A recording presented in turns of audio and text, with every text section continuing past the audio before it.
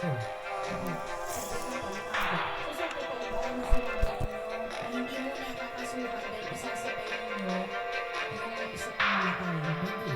Kasi sila masabi na sasabi na. Kasi nawalan naman ko yung anak ko eh. Oh, Sergeant Samin, ano ba yan? Ang sinasabi ng pamilya, kayo ang nagsabi. May sasabay na. Kasi yun din ang advice ng fiscal naman, may sasabay na kasi isang kakasangka. Kasi maiiwan yung isa. Yun din ang sinabi ng legal officer na si Atty. Carrera may sasabay na. So, ibig nyo bang sabihin, hihintayin nyo na mamatay pa yung isa bago pa kayo magsampa ng reklamo? Hindi na, namatay na yung isa. Namatay na yung isa on the spot, tama? Ipapay na namin nung 1 ma'am, nung 15 kasi kumpleto na. Oo.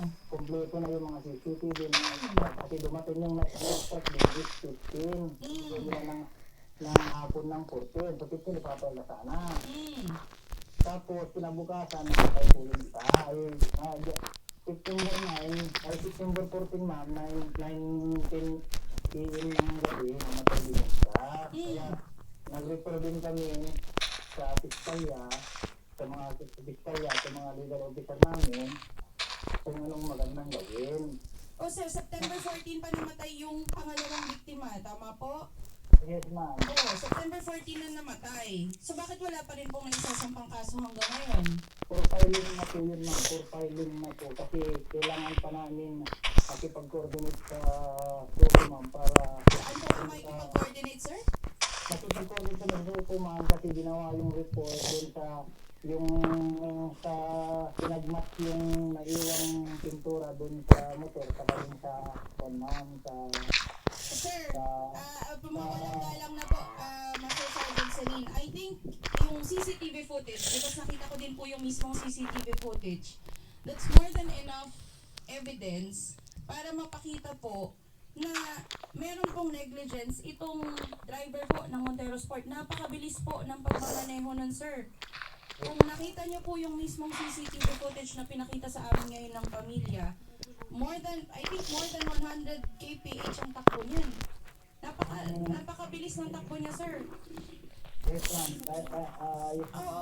Nakita din namin yun, ma'am. Oo. So bakit hindi pa po binigyan ng action, sir? Naiintindihan ko, sir, Master Sergeant Sanina, no, na iniisa-isa niyo ang bahay, nag-conduct kayo ng investigasyon at good job para sa inyo. Napaka-husay ninyo na inisa-isa ninyo yan at pinagtiyagahan niyo po para malocate ang nagmamaneho. Pero, wala po kaming question dun, sir. Pero ngayon po ay 20 na ho ng Setyembre.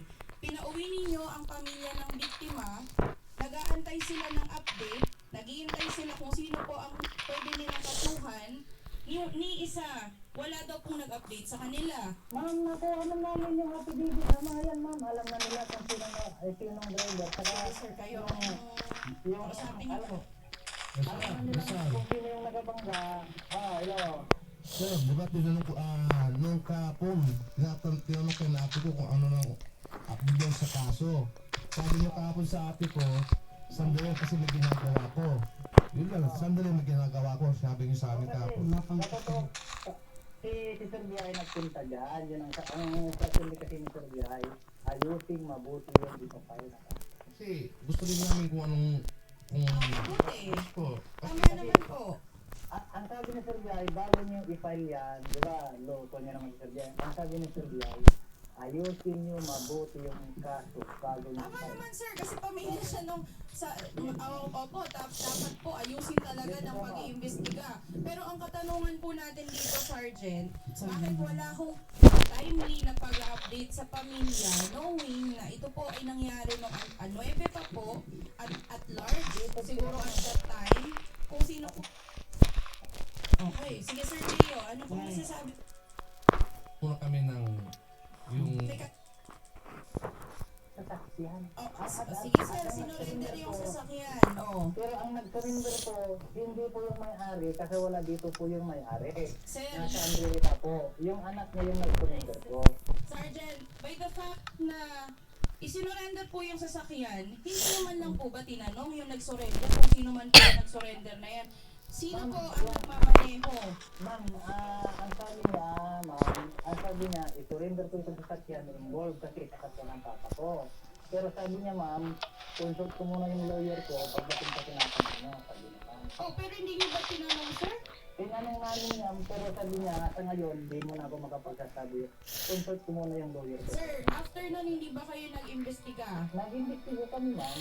Tapos, Ayun nga, yung sinasabi ng isang pinagparadaan niya sa talyer, ma'am, kinakuha na namin ng statement. Ay yung tao din na nakuusap ng itinarada nga yung sakyan, mga yung driver daw na may pangalang Toby Boulevard sa sakyan. oh, bakit hindi po kinasuhan yung may-ari nung sasakyan? Ma'am, siguro hihiti ko na lang kausapin mo ng pagdating dyan kasi medyo nakuha ko na kumat. Kasi sa tito lang para at least malaman din yung hihiti ko naman. Sige po, nandun po ba si Hepe, sir? L'Oreal Paris presents True Match Tinted Serum, now with microepidemic hyaluronic. Good afternoon po, Colonel Roldan Cabatan. Good afternoon po, ma'am. Yes, si Attorney Pao Cruz po ito ng AXIS Party List. Isang magandang hapon po sa inyo at maraming salamat po sa pagtanggap ng aming tawag.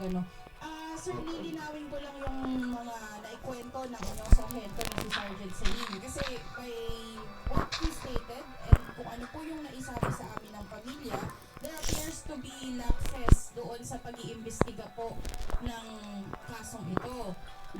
Unang-una po sa lahat, sir, nung panahon na isinorender, ang sabi kasi niya, sinorender nung anak nung may-ari, yung sasakyan, bakit wala pong naging follow-up kung sino po yung driver or nasaan ang driver, sino po ang nagda-drive ng mga panahon na yun? Ito, pwede bang umpisan natin doon sa factor sa case, ma'am? Para maintindihan po na lahat. Sige po. Okay. So, yung case po natin, nangyari noong September 9 ng alas 9 po ng gabi. So, nung nangyari po yung insidente, responde po yung ating kapulisan, yung investigador natin, Sergeant Sinin, po yung pinaka-first responder na investigador. Mhm. So, ang ginawa po natin after the incident, nung tinakbo po yung mga biktima sa hospital, kasi hindi alam yung identity po ng sasakyan nung that time. Nagpapagod tayo ng flash alarm, meron natin yung mga ibang station. Nag-communicate ako sa other stations, baka po ba yung mag-report dyan na mag-dedicate ng self-accident sa sasakyan. So, nagkandak kami backtracking ng mga CCTV. So, ang nakita, kinabukasan, nag-backtracking kami ulit kasi wala po yung identity po ng sasakyan. Kasama po namin yung pamilya ng mga biktima. So, nakita namin yung identity ang mako-confirm lang namin doon is black na Montero.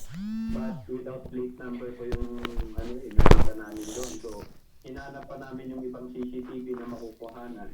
Yeah, pero that time is Sunday. So yung other establishment na nakita namin na CCTV, sarado pa. So by Monday, nung nag-open po yung mga CCTV, mga establishment, doon kami nakakuha ng mga kuha ng CCTV at nasusundan natin yung kung saan papunta yung sasakyan.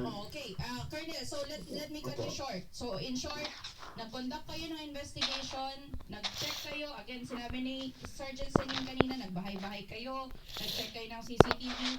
Again, good job. Wala po kaming problema dyan at nakakahanga po na kayo ay tutok na tutok sa kaso at talagang hindi nyo tinigilan hanggat hindi nyo makita kung sino ang may-ari. Nandun na tayo sa punto na nasurrender na po yung sasakyan. Ano po ang ginawa ng kapulisan natin pagkatapos isurrender yung sasakyan? So nung sinurinder, sinabi ko doon sa may-ari ng sasakyan, sabi ko, may dalawang option po tayo dito.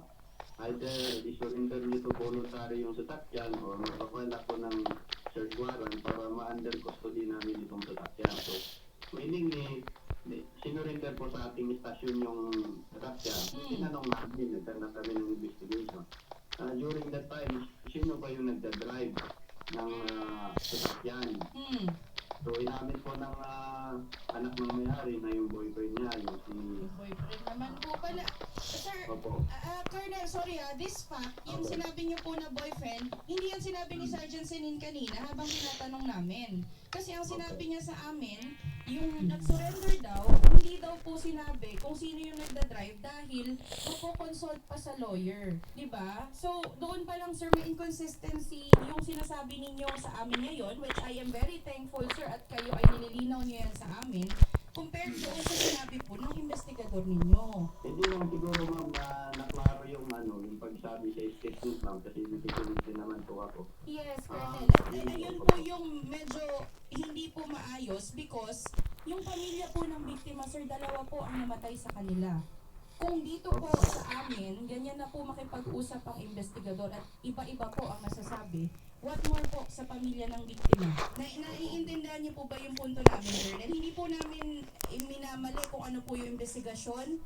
At in fact, we admire yung persistency po ng inyong kapulisan sa pag-iisa, again, doon sa mga bahay-bahay at CCTV.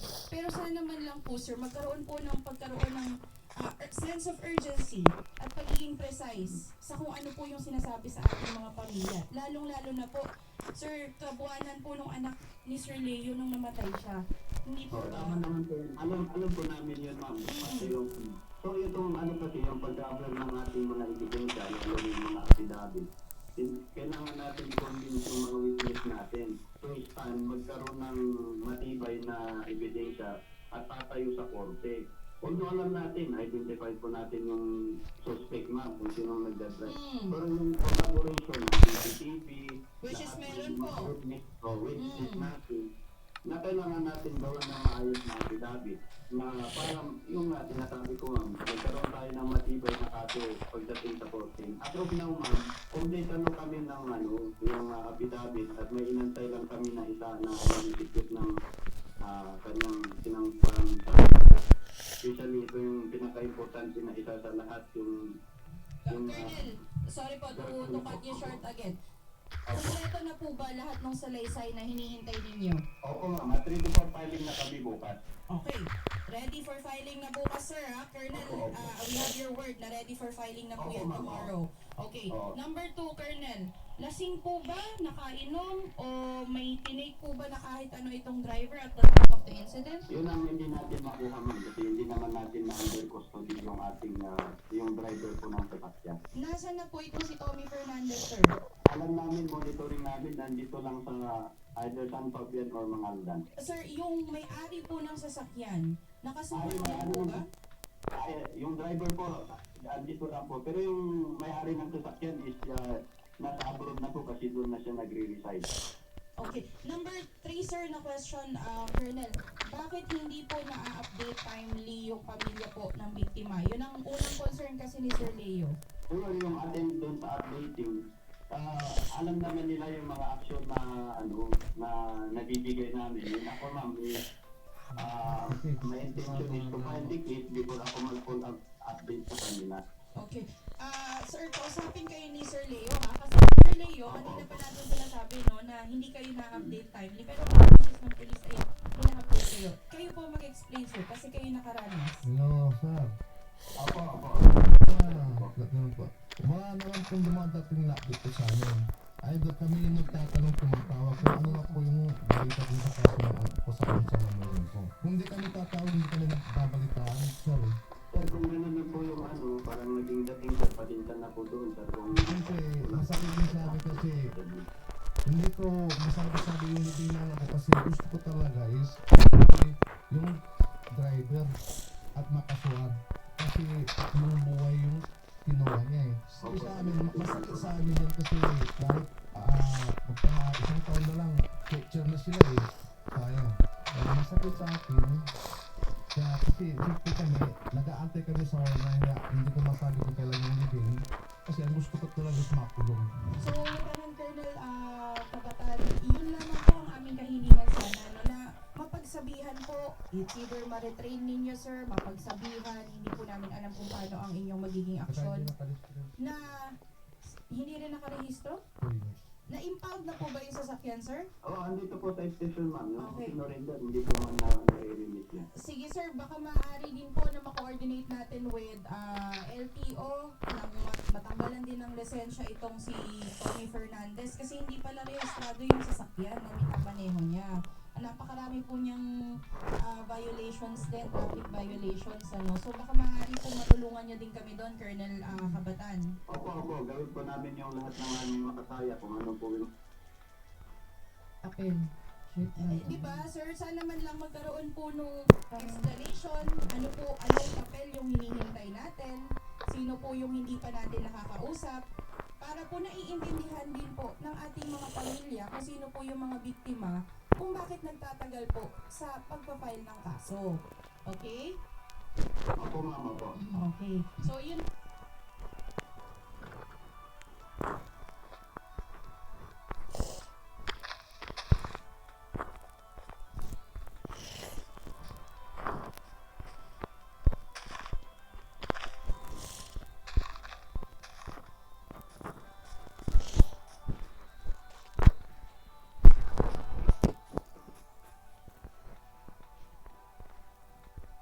Inigo, dito ka. Inigo. Inigo. Hoy, Wait. bakit? Hmm.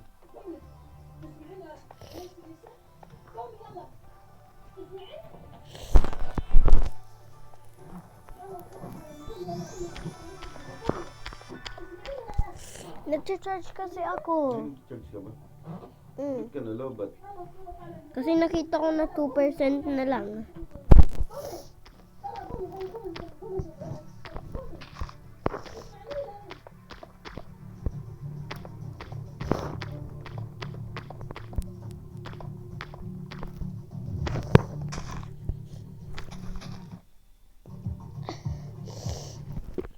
Pumunta ng Riyadh.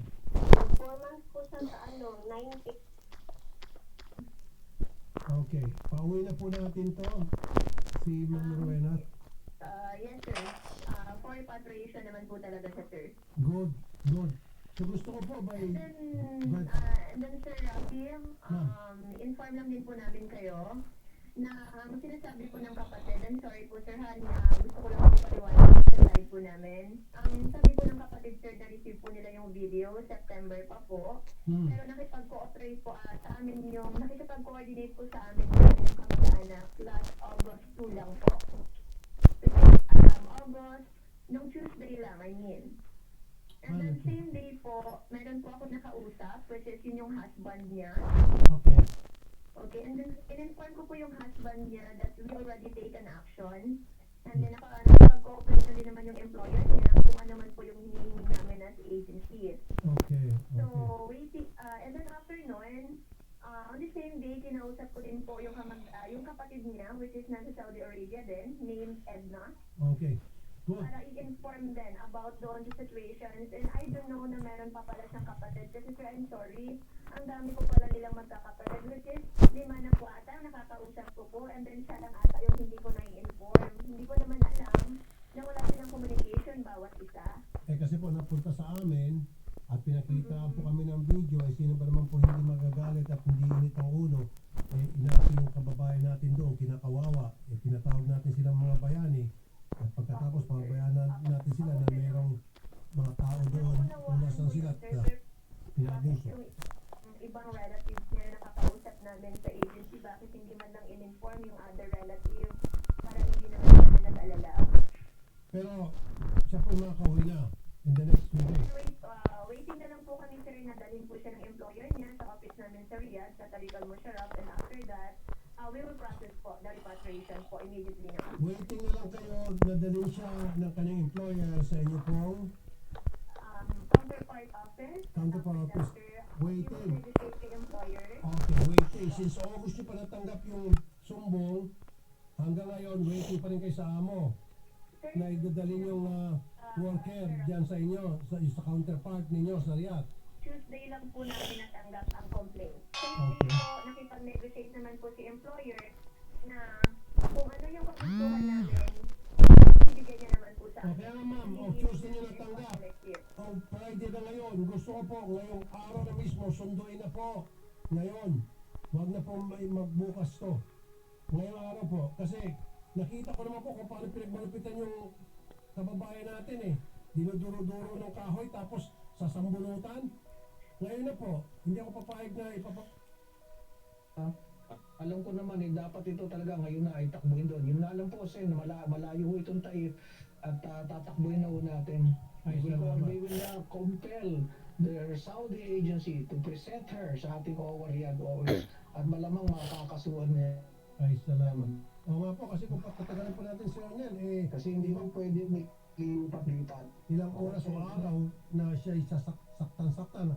Kailangan agad-agad ma-pull out na siya. Matigil na po yung pananakit. At saka tingnan po kung pwedeng makasuhan itong agency. O doon, nakababanggit nyo na po na meron palang paglabag. Di ba, Sir Arnel? Paglabag ho ito na malinaw dahil nilipat ho yung dalawa pala yan. Nilipat nila sa mother ng original na employer. Kumbaga kung saan sila natatrabaho ngayon, hindi yan yung nakaregister. Aha. Ayun Oh. na. Hindi sila basta-basta pwede maglipat ng worker. Wala sa kontrata po yun. Ito yung nangyari palagi, di ba, Sir Arnel, na naglilipat-lipat sila ng mga worker na wala sa kontrata. Hindi ho pwede yan. Kaya we will take the necessary action. Nalagyan sa'yo, kung makuha talaga, mas malaki kami pa. Kaya namin bantayan yung buong Riyadh. Napakalaki ho kasi yan napakalaki. Yan ho Taif, it's more than 1,000 kilometers from Riyadh. But we will go there. We will go there. Thank you po. So, sige po, Sir Arnel, ngayon po ha, ma-pull out na po yung worker natin, kawawa naman. Okay. Sige, ma'am.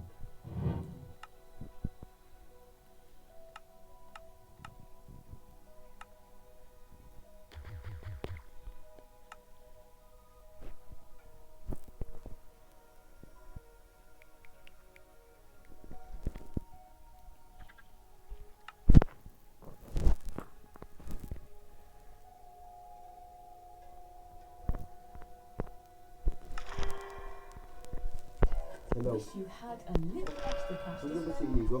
On Vinted, you can list and Yung tao. sell your pre-loved Yung batang clothes kumakain ng pae ba yan? and keep all the extra cash. Nakain ba? Ha? Earn a little extra, spend a little extra. Sell on Vinted with zero fees.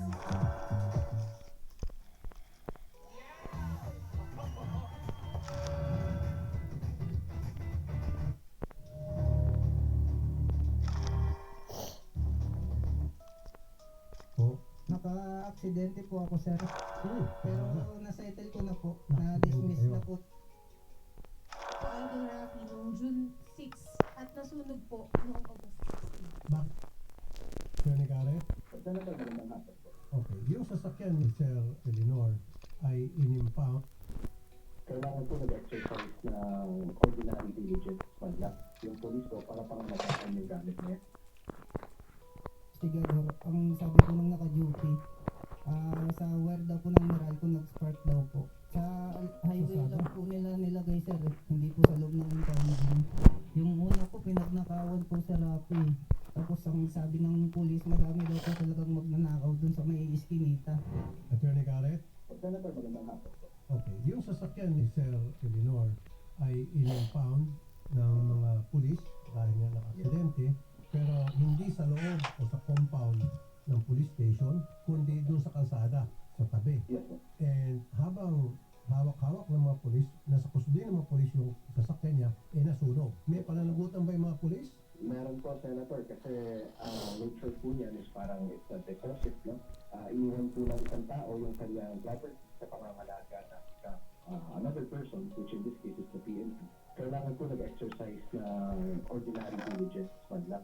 Yung police po para pangalagaan yung gamit na yan. Kasalanan po nila dito is that hindi po proper storage, if I recall correctly po, sa nila pinarada, hindi po sa storage mismo. Tama. So there's negligence on the part of the police, and they must answer for the damages to our complainant. So dapat garahe Yes. ng presinto sa impounding area kung tawagin. Di ba? Dapat po sa loob ng impounding area, and even if po sa loob ng impounding area, kailangan po pangalagaan pa dito. Okay. Kaya dapat may bantay, may security guard to make sure na walang Wala na ganun.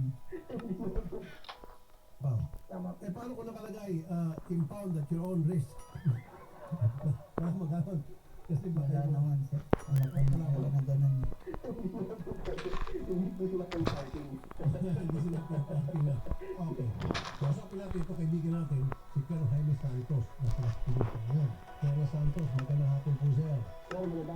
sa inyo, Senator, at lahat po ng tagapakinig na ilang programa. Aware na po kayo sa problema ni Mr. Telenor Ulagiel. Yes po, sir. At in fact po, nakausap ko po yung hepe niya kanina. Kasi yung issue po, sir Senator, yung doon po sa opisina ng traffic, nakaseparate po yung station dyan sa Casimiro Avenue. At matagal na rin po ako sa pag-ugnayan din po sa local traffic unit natin para naman po matulungan kami pagdating sa Pound area. Okay. Pounding area po yung akong lugar para po sa mga naiimbestigahan ng ating mga kapulisan dyan pagdating po sa traffic accident. Kaya po nandyan sa gilid. So advice ko sana, Colonel, kung gano'n, bakit hindi sila mag-upa ng isang garahe impounding area at doon po itambak yung mga sasakyan na napukumpis na impound nila, Colonel? Yes po. Ito talagang nag-effort po kami. In fact, meron na po kami ng pero para naman po dun sa mga motor ng mga may investigahan din, pinagawa po pilit ng paraan. Pero yung mga sasakyan po kami, at this time po, nag-effort po kami mananap para po doon po namin ilagay yung mga nai-impound o impounded na sasakyan. Kasi ito pong sasakyan, I understand,